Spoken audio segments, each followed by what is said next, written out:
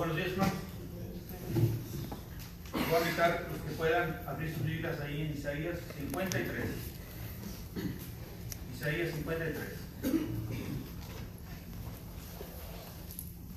Del 3 al 6. Despreciado y desechado entre los hombres, varón de dolores, experimentado en quebranto, y como que escondimos de él el rostro. Fue menospreciado y no lo estimamos. Ciertamente llevó él nuestras enfermedades y sufrió nuestros dolores. Y nosotros le tuvimos por azotado, por herido de Dios y abatido. Mas él, herido fue por nuestras transgresiones, molido por nuestros pecados.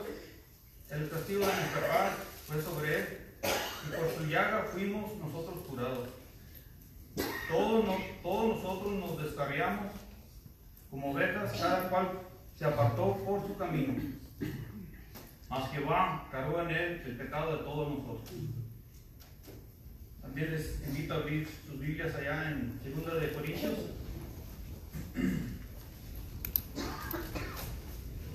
2 de Corintios capítulo 9, en cuanto a la ofrenda. 2 de Corintios capítulo 9, versos del 6 al 8.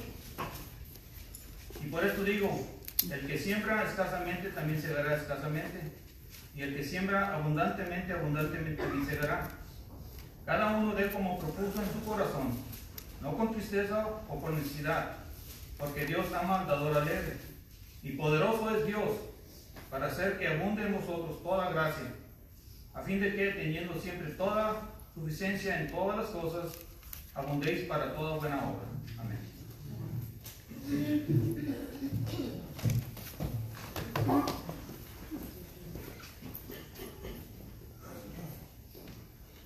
Vamos a orar por el Padre.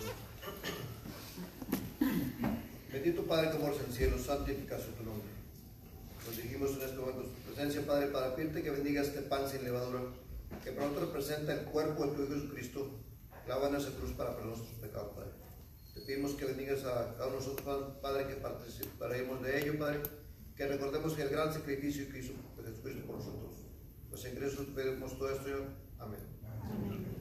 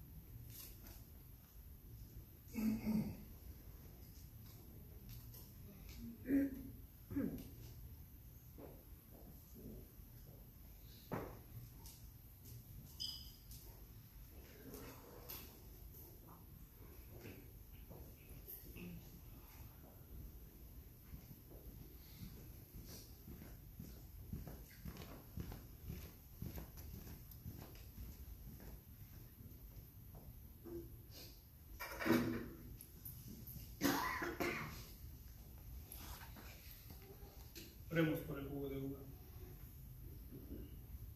Asimismo, nuestro Dios, de igual manera estamos elevando nuestras plegarias ante tu santa y divina presencia, viniendo nuestro Dios arrodillados ante tus pies en humildad y reverencia, pidiéndote, nuestro Dios, que bendigas este jugo de uva, que para nosotros los cristianos es la sangre derramada de nuestro Señor y Salvador Jesucristo en la cruz, suplicando a nuestro Dios que nos des la capacidad de poder hacer un recordatorio y ser copartícipes del dolor que nuestro Señor Jesucristo padeció, la humillación y el ultrajo, crucificado hasta la muerte, pidiéndote, nuestro Dios, que nos ayudes a tener estas cosas siempre presentes en nuestras vidas, también para ayudarnos a anunciar que una vez vendrá de nuevo y arrebatando a su pueblo, así morar contigo por la eternidad, pidiéndote, nuestro Dios, que nos concedas todas estas cosas, no porque las merezcamos ni seamos buenos, sino porque pedimos todo esto en el nombre de tu Hijo amado, nuestro Señor y Salvador Jesucristo. Amén. Amén.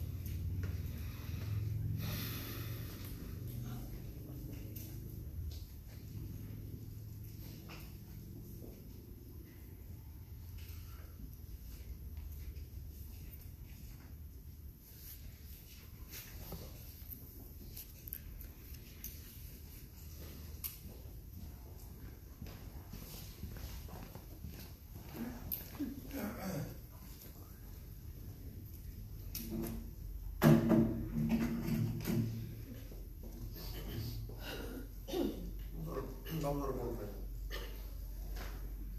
Padre, tú que estás en los cielos, santificado tu nombre, nos dirigimos nuevamente a su divina presencia, Padre, para pedirte que bendigas tu ofrenda que has levantada, Padre. Bendice cada uno de tus hijos, Padre, que pone un poco de lo mucho que tú nos das, Padre. También de igual manera te pedimos que bendigas a los hermanos que administran, que siempre se haga todo de acuerdo a tu santa y tu bendita voluntad. Pues en Cristo Jesús pedimos todo esto, Señor. Amén. Amén.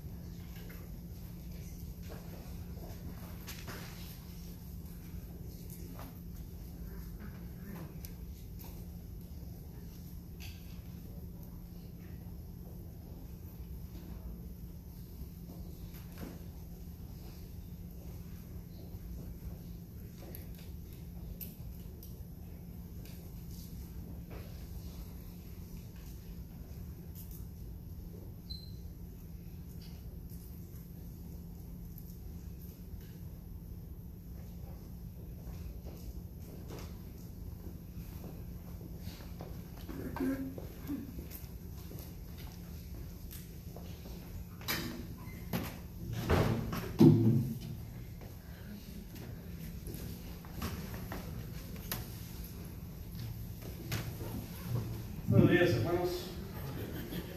Gracias nuevamente damos a nuestro Dios y también agradecemos la presencia de todos ustedes en esta mañana. Hace unas semanas, hermanos, nuestro hermano Sergio nos hablaba ahí del libro de Esdras y me llamó la atención en uno de los versículos que se citaba, precisamente uno de los versículos importantes en este libro. Y esta mañana, hermanos, vamos a hablar acerca de este hombre. Una de las cosas que nosotros vemos a través del libro de Esdras es precisamente cómo una gran cantidad de personas regresaron de Babilonia para reconstruir el templo. Y eran más o menos como unas 50,000, hermanos. Si usted las suma allá en los primeros capítulos, nos damos cuenta que eran como 50,000 personas. Pero después, hermanos, de haber regresado todos ellos para la construcción o reconstrucción del templo, después viene Esdras, que viene como con unos 1,500 sacerdotes, y fueron enviados precisamente por el rey Artajerjes. Dice ahí en el capítulo número 7, hermanos, que Esdras, una de las cosas por qué este hombre fue prosperado y por qué Dios le concede, hermanos, llevar a cabo este viaje es precisamente porque la mano de Dios estaba sobre él. Dice ahí en el capítulo 7, versículo 6, Esdras subió de Babilonia, era escriba dirigente en la ley de Moisés, que Jehová Dios de Israel había dado, y le concedió el rey todo lo que pidió, porque la mano de Jehová su Dios estaba sobre él. Algo muy importante que notamos aquí, hermanos, es de que la mano de Dios estaba sobre Esdras. También en el versículo 9 dice: porque el día primero del primer mes fue el principio de la partida de Babilonia, y al primero del mes quinto llegó a Jerusalén, estando con él la buena mano de Dios. Dice también en el capítulo 8, versículo 18: y nos trajeron según la buena mano de nuestro Dios sobre nosotros un varón entendido, hijo de los hijos de Mali, hijo de Leví, hijo de Israel, a Serebías con sus hijos y sus hermanos 18. La mano de Dios estaba sobre él, hermanos, es lo que nosotros vemos versículos que acabamos de leer.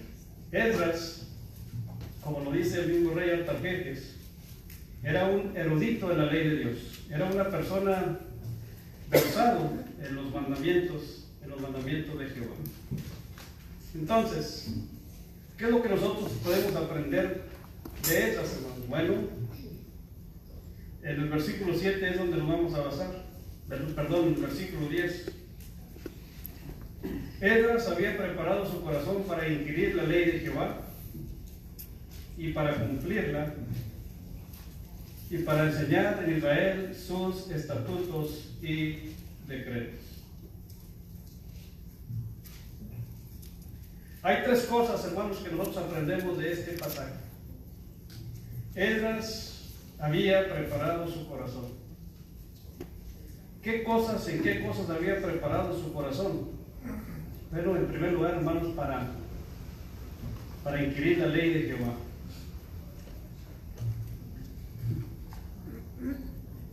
Una de las cosas, hermanos, que necesitamos nosotros, o que aprendemos nosotros de este pasaje, es de que para una preparación es necesario, hermanos, tener en mente que necesitamos tener una disposición, necesitamos tener un esfuerzo y necesitamos superar de igual manera las adversidades.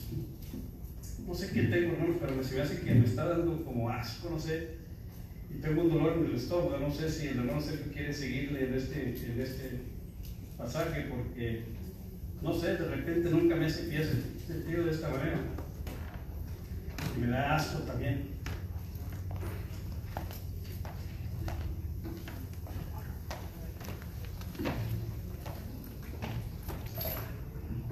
Esperando a Dios que sienta mejor nuestro hermano, ¿verdad? Es importante. Como mencionaba el hermano, Esdras es un gran hombre que nos ayuda a entender grandes cosas, las tres cosas simples, mejor la tarea fácil, los 3 puntos, ¿verdad? Y bien importante los 3 puntos aquí en el capítulo 10 de Esdras. Primeramente hay que preparar nuestros corazones. ¿Preparar nuestros corazones para qué? Bueno, en primer lugar para inquirir la ley de Jehová. ¿Cómo podemos inquirir la ley de Jehová? ¿Cuál es la forma de poder inquirir esta ley? De poder crecer, de poder admitir. Bueno, Cristo nos enseña ahí sus bienaventuranzas, ¿verdad? Y nos dirige claramente cómo debemos de hacerlas y cómo debemos de ir creciendo, y lo estábamos analizando en la clase. Pero en primer lugar el apóstol Pedro nos dice allí, noten ustedes el apóstol Pedro en la segunda carta de Pedro, cómo podemos inquirir la ley de Jehová. Vemos ahí en la segunda carta de Pedro, capítulo 3, y noten ustedes cómo el apóstol Pedro nos está mencionando, y nos dice en el versículo 18, ¿verdad? Antes bien, crecer en la gracia, pero vamos a analizar el versículo 14. Desde el versículo 14, segunda carta de Pedro, capítulo 3, versículos 14. Dice, por lo cual, oh amados, estando en espera de estas cosas, procurar con diligencia ser hallados por Él sin mancha e irreprensibles en paz. Entonces es importante eso. Es importante. Entonces tenemos que buscar ver la manera de cómo estamos delante de Dios. Pedro, el apóstol que más trabajó en esta lucha, en su lucha interior, en corregir sus errores, ¿verdad? Entendió, dice, y tener entendido que la paciencia de nuestro Señor es para salvación.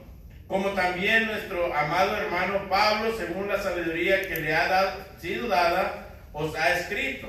Dice, casi en todas sus epístolas, hablando en ellas de estas cosas, entre las cuales hay algunas difíciles de entender, las cuales los indoctos, dice, e inconstantes tuercen, como también las otras escrituras para su propia perdición. Así que vosotros, oh amados, sabiéndolo de antemano, guardaos, no sea que arrastrados por el error de los inicuos, caigáis de vuestra firmeza. Entonces es importante entonces saber esto. ¿Por qué debemos inquirir la ley de Jehová? Bueno, porque hay personas que tuercen la palabra de Dios. Hay personas que llevan más allá lo que Dios está explicando.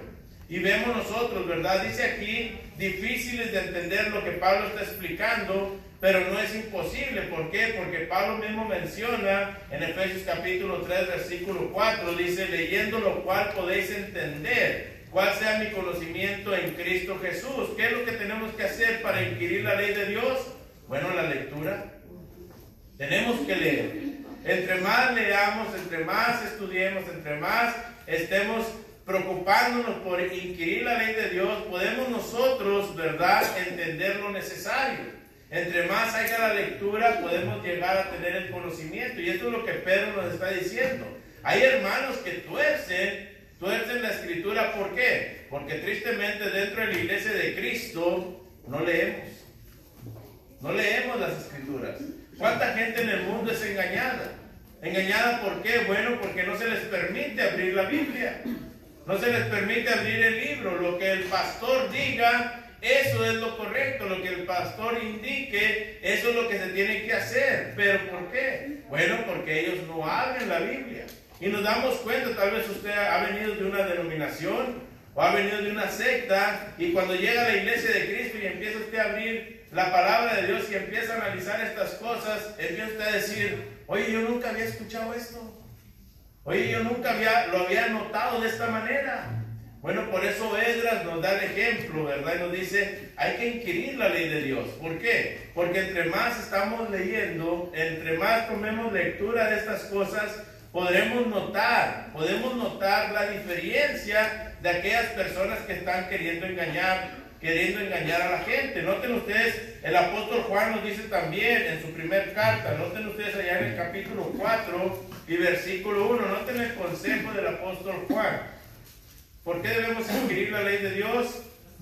Porque hay personas que tuercen las cosas que Dios ha escrito en su palabra, su inspiración divina. Y noten en la primera carta de Juan, capítulo 4, versículo 1, el consejo de Juan es esto, dice: amados, no creáis a todo espíritu, sino probad los espíritus, si son de quién, si son de Dios. Ahora, ¿cómo puedes probar un espíritu? ¿Tendremos acaso algún poder nosotros que al tocar a la persona sabemos si es cierto o falso lo que está diciendo? No.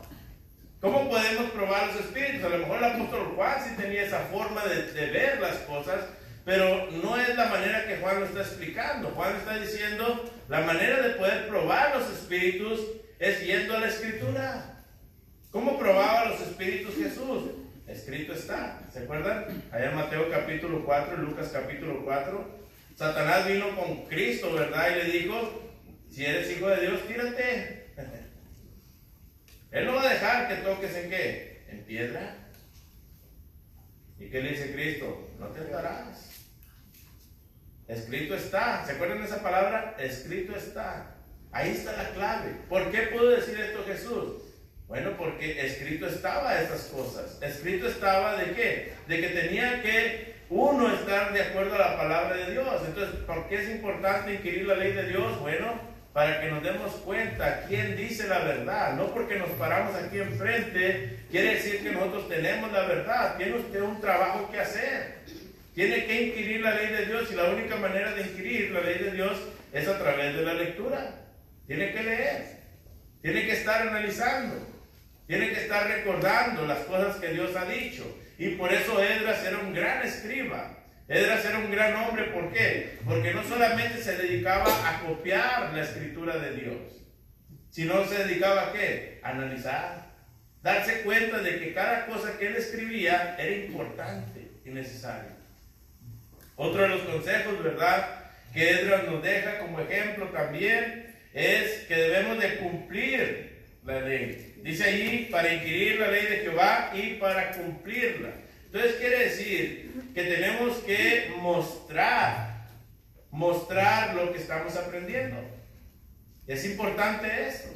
Entre más conocimiento usted adquiera, tiene que empezar a mostrarlo. Imagínese usted que usted entra a la universidad para estudiar cualquier carrera, vamos a decir, pintor, ¿verdad? Usted entra para estudiar para ser un buen pintor. Y no estoy hablando de arte, ¿verdad? Estoy hablando de pintar casas y todo eso, ¿verdad?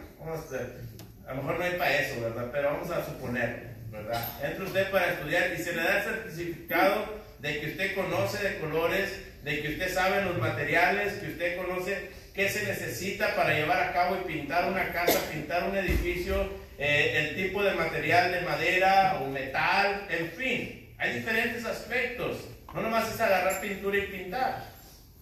Pero usted dice, no, yo quiero ir a trabajar de plomero. y empieza a trabajar de plomero. Entonces, ¿de qué le sirve todo ese conocimiento de saber los tipos de pinturas, la calidad de la pintura, para qué se usa, si no lo lleva a cabo? De nada. Entonces es lo mismo en las cosas de Dios. ¿De qué le sirve a una persona saber todo, memorizarse textos bíblicos? Porque hay hermanos que tienen, ¿verdad?, tienen grandes capacidades de memorizarse capítulos enteros. Tal vez usted, eso es lo que yo veo bien interesante, y he conocido mucha gente que viene de una denominación, se saben salmos y salmos y salmos y salmos de memoria, y llegan a la iglesia de Cristo y se les pide un versículo de memoria y no pueden. Y me quedo yo y digo, wow, ¿verdad? ¿Cómo es? No es suficiente saberte los versículos de memoria. Es necesario vivirlos, ponerlos por obra. Y es algo importante que Cristo nos muestra, ¿verdad? Y nos dice, también notemos allá en Mateo capítulo 6, Cristo nos dice, y por eso Cristo hace esta gran diferencia en las cosas, ¿verdad? Y podemos ver nosotros y analizarlas de esta manera y ponerlas por obra, ¿verdad? Es importante. En Mateo capítulo 6 dice en el versículo 1, guardaos de hacer vuestra justicia delante de los hombres para ser vistos de ellos. De otra manera no tendréis recompensa de vuestro Padre que está en los cielos. ¿Qué es lo que estaba haciendo? ¿Qué es lo que estaban haciendo los discípulos de Dios? ¿Qué es lo que estaban haciendo los judíos? Simplemente hacían las cosas ¿para qué? Para que los vieran. Quiere decir entonces que no se trata de obrar en lo que has aprendido solamente cuando te ve la gente. A veces que obramos, ¿verdad? Como buenos cristianos y todo el conocimiento que tenemos delante de ¿quién? De nuestros hermanos dentro de la iglesia. Pero ¿qué con los de fuera? ¿Qué con los que vivimos diariamente? Con nuestra familia. ¿Qué con nuestros empleados, trabajadores, asociados en los oficios? ¿Cuál es tu comportamiento? Y esto es lo que Cristo está diciendo. Guardaos de hacer vuestra justicia. O sea, no obres de acuerdo a tu voluntad. Tienes que obrar de acuerdo a Dios. No importa si estás ¿qué? Si estás solo. Porque muchas veces cuando estamos solos, y más ahora en nuestros días, ¿verdad? Tristemente nos metemos en grandes líos. ¿Dónde? En la tecnología, ¿verdad que sí? En veces podemos estar viendo cosas que no son correctas. Podemos formar parte de cosas que no están bien delante de Dios. Y ahí estamos, ¿verdad? Analizando estas cosas. Allí en ese momento es donde tenemos que darnos cuenta de ello. ¿Estoy obrando de acuerdo a lo que he aprendido? ¿Estoy haciendo las cosas de acuerdo a lo que he entendido? ¿Qué dice Pablo? Noten ustedes allá en Colosenses capítulo 3. Colosenses capítulo 3. Dice el versículo 1. Si pues habéis resucitado con Cristo, dice ahí bien claro, buscad las cosas de arriba donde está Cristo sentado a la diestra de Dios. ¿Cómo podemos hacerlo entonces? Bueno, si pues habéis resucitado con Cristo, dice el versículo 2, poner la mira en las cosas de arriba y no en las de la tierra. Es donde empezamos a obrar de acuerdo a Dios. ¿Por qué? Porque estamos poniendo la mirada más allá de lo que vemos aquí en la tierra. Dice, porque habéis muerto a vuestra vida. Dice, habéis muerto y vuestra vida está escondida con Cristo en Dios. Dice, cuando Cristo vuestra vida se manifieste, entonces vosotros también seréis manifestados con Él en gloria. ¿Cómo podemos lograr esto? Dice, haced morir pues lo terrenal en vosotros. Tenemos que gobernarnos a nosotros mismos. Tenemos que hacer una disciplina en nosotros mismos. Dice, ¿qué es? Fornicación, impureza, pasiones desordenadas, malos deseos y avaricia. ¿Qué es? Es idolatría. Cosas por las cuales, noten ustedes, cosas por las cuales la ira de Dios viene sobre los hijos de desobediencia. Esto es importante entonces. Es obrar de acuerdo a lo que has aprendido. Porque es ilógico entonces, ¿verdad? Saber todo lo que necesitas para ser salvo y no hacerlo. Es ilógico pensar y entender todo lo que necesitas para llegar al cielo y morir lejos de Dios. Entonces, ¿qué tenemos que hacer? Esdras nos da el ejemplo, ¿verdad? Nos dice Esdras, tenemos que cumplir. Tenemos que cumplir. Cumplir es importante. Es necesario. ¿Se toma qué? Un ejercicio diario. Un ejercicio diario. Tienes que hacerlo, ¿verdad? Tienes que llevarlo a cabo. Cuando es tu primer día de trabajo, no vas a hacer las labores como los demás lo hacen. Y tal vez te ves como que no estás haciendo nada con los demás, comparado a los demás. ¿Por qué? Porque ellos ya tienen tiempo ejerciendo las mismas labores todos los días. Pero si tú te educas, si tú te edificas, si tú empiezas a conocer y a preguntar las cosas que se llevan a cabo en tu oficio, llega un punto, ¿verdad? Que dice uno, hasta con los ojos cerrados lo hago, ¿verdad? Y tal vez eres mejor, tal vez, que las personas que están alrededor tuyo y que tienen años haciéndolo. Pero dentro de las cosas de Dios tenemos que hacer estas cosas. Tenemos que cumplir de una manera, ¿verdad?, que vayan mejorando cada día. Y tal vez llegar al punto donde tal vez usted sea mejor cristiano que lo que somos nosotros. Esa es la meta. Ser mejor. Hacer las cosas de acuerdo a Dios, no de acuerdo a nuestra voluntad. Y noten ustedes el último ejemplo de Esdras. Es enseñar. Enseñar. Es importante, ¿verdad? No es suficiente conocer y entender las Escrituras. No es suficiente con que usted lo viva de acuerdo a la voluntad de Dios. No es suficiente. Hay un paso bien importante, y ese paso es enseñar. ¿De qué le sirve salvar su alma si pierde, ¿verdad?, a su familia? Nunca les enseñé. ¿De qué te sirve? De nada. Es difícil pensar de esa manera.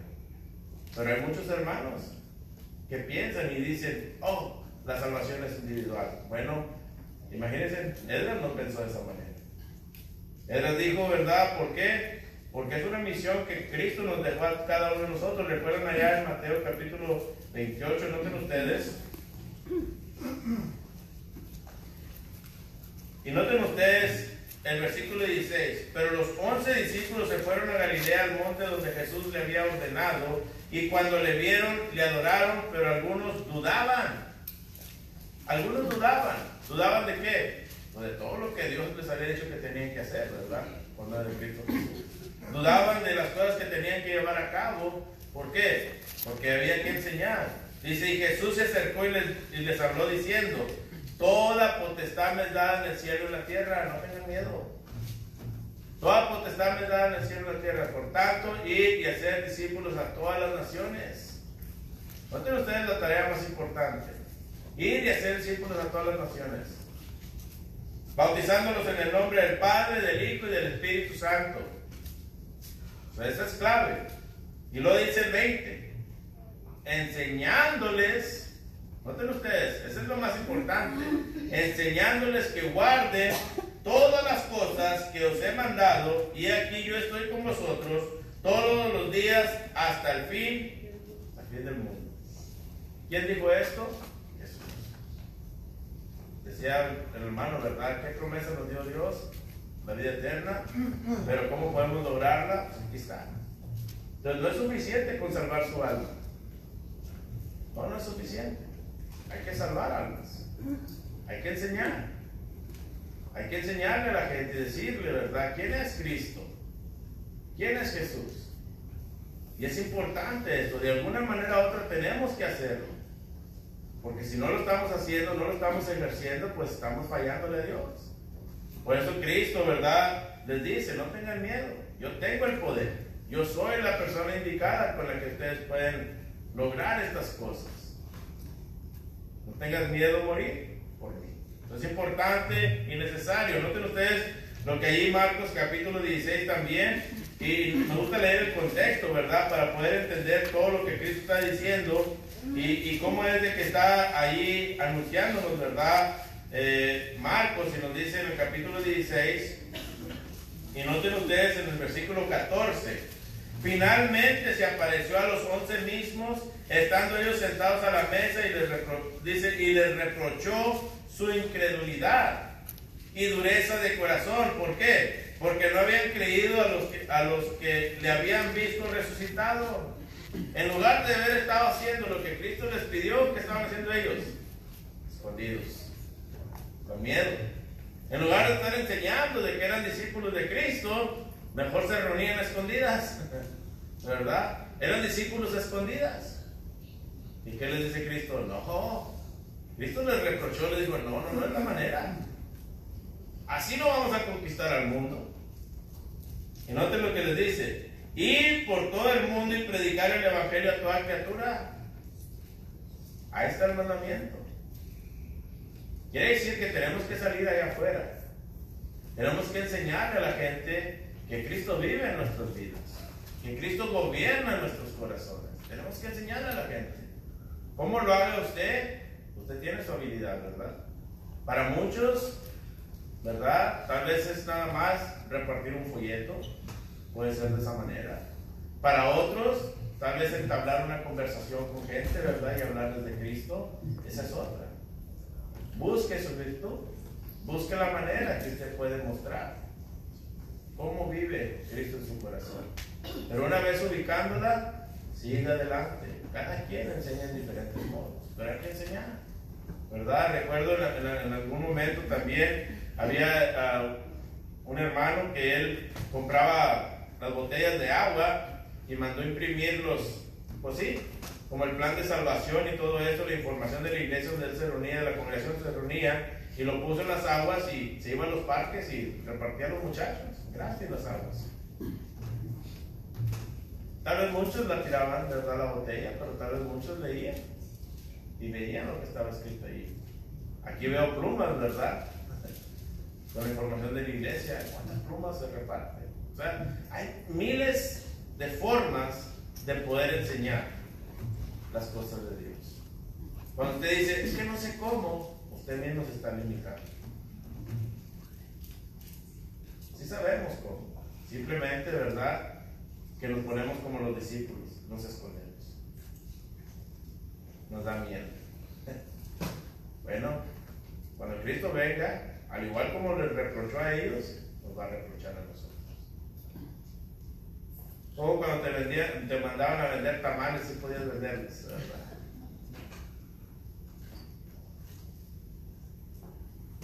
Es fácil, ¿verdad? No, pues ando vendiendo tamales.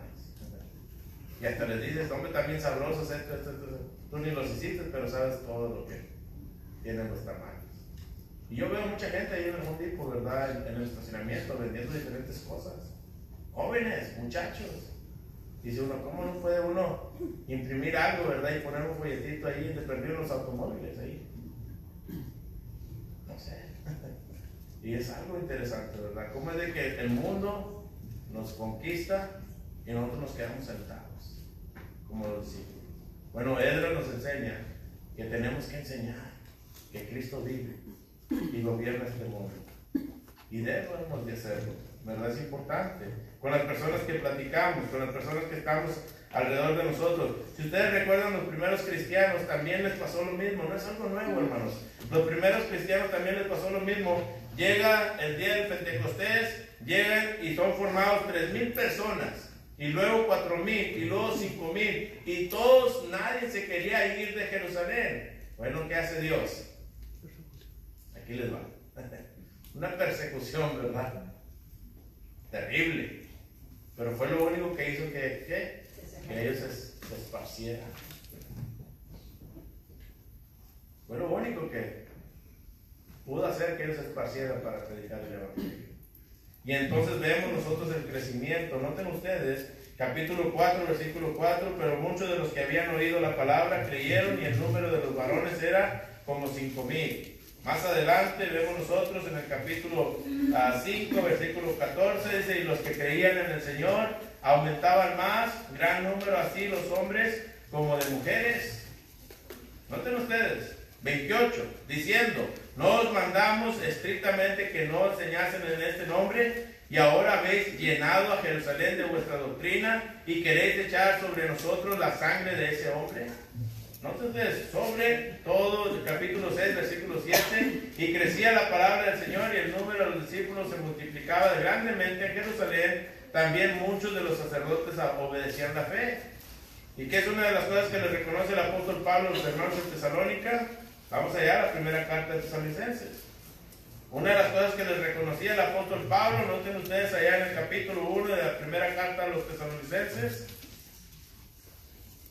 Noten ustedes, versículo 6. Y vosotros vinisteis a ser imitadores de nosotros y del Señor, recibiendo la palabra en medio de gran tribulación con gozo del Espíritu Santo, de tal manera que habéis sido ejemplo, noten aquí están las tres partes, que habéis sido ejemplo a todos los de Macedonia y de Acaya que han creído, porque partiendo de vosotros ha sido divulgada la palabra del Señor, no solo en Macedonia y en Acaya, sino que también en todo lugar vuestra fe en Dios se ha extendido, de modo que nosotros no tenemos necesidad de hablar nada. Vemos las tres partes, ¿verdad que sí? Lo podemos leer. En primer lugar, recibieron la palabra. Entonces se pusieron a inquirir. La segunda, habéis sido ejemplo. Lo pusieron por obra. Y tercero, dice, ha sido divulgada la palabra del Señor. La señal.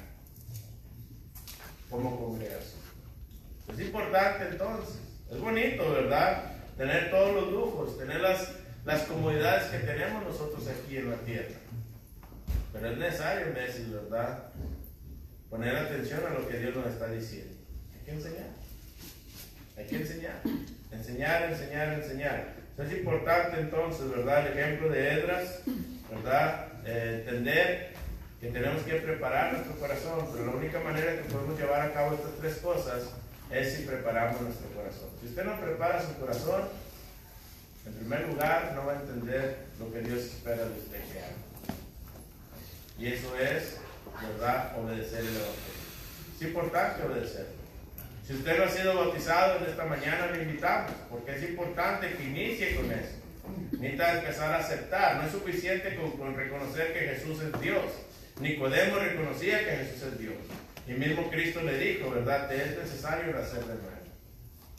Es la única manera que usted puede formar parte del reino de Dios. Si usted ya fue bautizado, ya ha estado como los discípulos escondido, con miedo, bueno, recibe el reproche de parte de Dios. Y empecemos, ¿verdad?